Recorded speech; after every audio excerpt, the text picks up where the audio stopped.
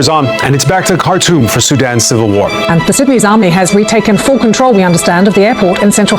It started out as a personal rivalry between these two generals. Brown told us that has been now fully secured, as he put it. And Sudan has been plagued by conflict since independence. Were killed in the first months of the conflict, and thousands have been displaced. It's heartbreaking. Seat of power in Khartoum and forced nearly half of the population from their homes.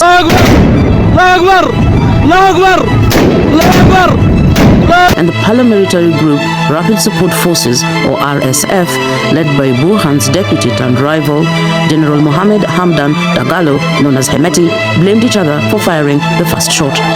Once Allah of ally turned foe Mohammed Hamdan Dagalo from key points. For the leader of the RSF militia, it's win some, lose some, but with gains instead in North Darfur province over in the west. We'll ask why the shifting alliances that are redrawing the front line, whether it's a turning point, and whether there's any light at the end of the tunnel for the 12 million displaced days of the Darfur genocide 2 decades ago, and the risk of famine in parts. There's also a brewing war of words with neighbors South Sudan and Chad, whose leadership in the latter case stands accused by disease, poverty, and disaster all made 2023 a harrowing year for the people of Sudan. 7 months ago, on April 15, boiling tensions between factions of Sudan's army spilled into all-out violence. War between the military and the Rapid Support Forces broke out in the capital, Khartoum, but swiftly spread across the nation. Of facilitating Emirati weapons supplies to the RSF militias. So, which will it be? Containment or contagion? Today in the France 24. Hello everyone. Today I would like to talk about one of the most serious and ongoing conflicts in the world today, the Sudanese civil war that erupted in 2023. This war is mainly between two powerful forces in Sudan, the Sudanese Armed Force led by General Abdel Fattah al-Burhan and the Rapid Support Forces, or RSF, led by General Mohammed Hamdan Dagalo, also known as Hemeti.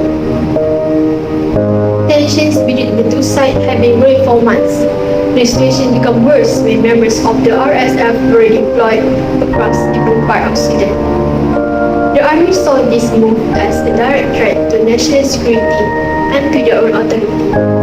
Although there were hopes that negotiation might prevent violence, unfortunately, this talk never took place. On 15 April 2023, the first shot was fired. It remains disputed who fired first, but the fighting escalated, spreading across major cities and towns throughout the country. In just a few days, Sudan was thrown into a devastating conflict, leading to thousands of casualties, the displacement of civilians, and a worsening humanitarian crisis. This war is not just a power struggle between two generals, it has severely affected millions of innocent people who are now facing food shortages, lack of medical care, and the collapse of basic services.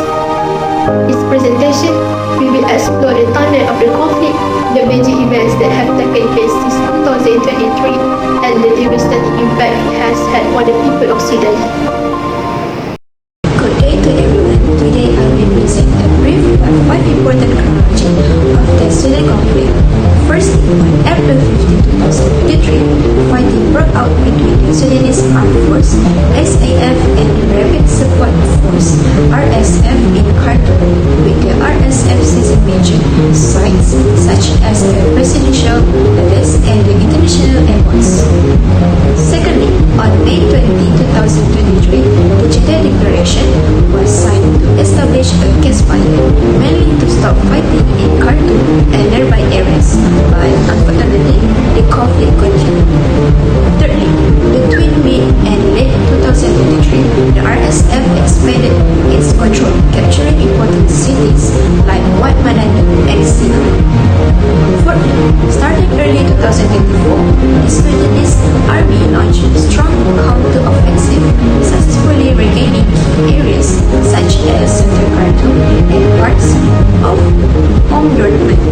Finally, by March 2025, the army recaptured the presidential palace, the Central Bank, and Khartoum International Airport, taking back most of the capital.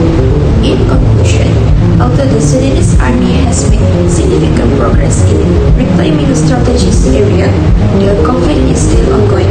As of now, over 29,000 lives have been lost and more than 15 million people have been displaced, both inside and outside Sudan. It is clear that while military victories have been achieved, the path to lasting peace remains uncertain. Thank you for your attention. The civil war in Sudan has had devastating consequences. It's hard to even know where to start. Millions of people have been forced to flee their homes, some within the country, others to neighboring countries like Chad and Egypt. Entire families have been torn apart. And then there's the humanitarian crisis. Agency can't reach the people who need help the most and doesn't have food. Hospitals have been bombed or abandoned. Diseases are spreading and farming is creeping in. The economy is practically collapsed. Inflation is out of control and most people can't even afford basic goods. Business have shut down and jobs are gone. The war has destroyed so much infrastructure, roads, schools, power lines and everything. Politically, it's chaos. The government isn't functioning properly, and power struggle between the army and paramilitary groups have left a stage. There's no real sense of stability or leadership, and it's not just for Sudan that suffering. The whole region is feeling the impact. Some of the violence are even spilled across border, making the situation even more unstable. Socially, the war has torn community apart. Ethnic tension have led, especially in places like Darfur. Education has come to halt. Kids aren't in school anymore, and in many places, it's not safe to even go outside. Worst of all, there's been a horrifying rise in gender-based violence. It's a tragic situation. So many lives have been affected, and unless there's a real commitment to peace and recovery, the suffering will only continue. Behind every war, there are stories of broken families, lost dreams, and innocent life caught in the middle. The Sudanese civil war is no different. From this ongoing tragedy, there are deep moral lessons that the world must learn. The first one, the value of peace. This war teaches us that peace is priceless. Once violence begins, it becomes difficult to stop. The suffering it brings to children, families, and communities reminds us that peace must always be protected and never taken for granted. The second one, the importance of humanity. In times of conflict, it's easy to forget our shared humanity, but the war in Sudan reminds us that beyond race, religion, or background, we are all human. Showing empathy and care for one another is what keeps our society humane. The last one, unity over division. This conflict is a result of power struggles and division. When a nation is divided, the people are the ones who suffer. It shows us the importance of unity, working together even with differences to create a stronger, peaceful future. The Sudanese Civil War is a painful chapter in history, but from this pain we can learn. And if we hold on to these values, peace, humanity, and unity, we can create a better world for the future.